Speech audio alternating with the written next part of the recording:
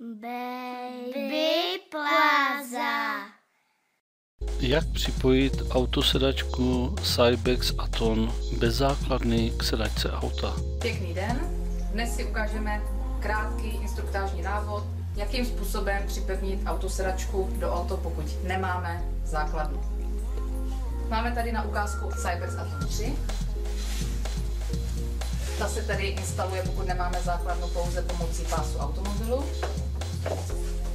Máme tady vodící díly na autosedačce, kterými protáhneme pás automobilu. Zacvakneme, co nejvíce utáhneme, povolíme si pás a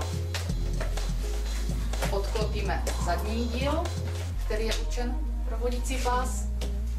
A takto je sedačka připevněna v automobilu, pokud nemáte základnu. Děkuji za pozornost a přeji krásný den.